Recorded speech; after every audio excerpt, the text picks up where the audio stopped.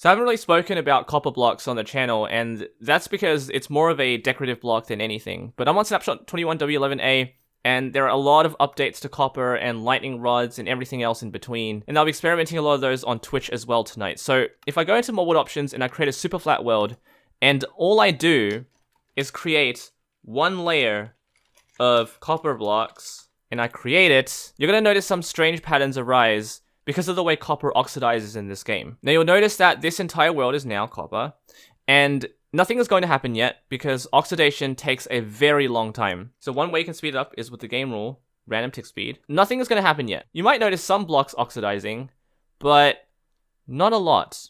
Now, a lot of you have also suggested that rain will speed up this process. I have not confirmed this. I don't even know if this is actually a thing. So as time passes, oxidation takes effect. So a lot of these blocks become exposed or lightly weathered, and then the next stage is weathered, and then the final stage is oxidized. In this update, you can now use axes to scrape it off, and then it's just gonna oxidize again because it's all really quick now. So again, as I fly up, there are no more copper blocks. They're all gonna be weathered. So everything begins to spread very fast. So as I fly across, you'll notice some interesting patterns arise. Now, it's a massive interaction between chunk loading and the blocks that are neighboring each other. As you'll notice, these guys take a very long time because apparently, according to a lot of the tech side of Minecraft, the oxidation is slower when you have a lot of neighboring blocks of copper. The moment they oxidize, the faster they spread. So you can see now it's just really, really quick. But the ones over there are incredibly slow. It's all about what's loaded and what isn't. You can see the chunk border is over here because I failed to load this area. You can see right there. This is all just from render distance. But the spreading pattern is really similar to grass. It's really satisfying, but it's just a lot slower. So the waxing is all done with honeycombs now. So you can use honeycombs to right-click a copper block, like this one, for example.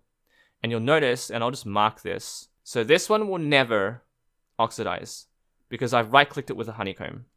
And I can scrape off the ones neighboring it. Doesn't really matter. This block will never oxidize. You can also create invisible ink because you can now wax these blocks. And so the ones which reveal themselves are the ones which are waxed. Look at that. Everything is now fully oxidized except for that guy. So here's another one I created before I started recording. And you can see a lot of this spread is very non-linear. It's very curved. And certain blocks which oxidize quicker than others suddenly just have these blots, and they will slowly merge together. And finally, what I want to show you is how lightning rods interact with this box of oxidized copper. So I have a couple of command blocks, and I'm going to activate them.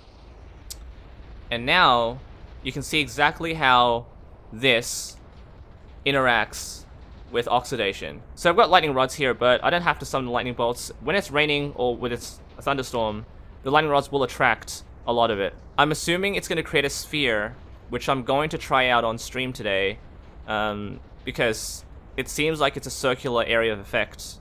But if I run this for a while, other blocks seem to be affected too. So there might be some random aspect to it, I don't know. But copper is certainly a very interesting block in the game. It's one that stores a lot of value, so if you have a lot of this happening on your server, there might be some lag, I don't know. But we'll have to wait and see with 1.17. Go to twitch.tv/PhoenixSC Live if you'd like to follow the updates as they come out. Otherwise, take care.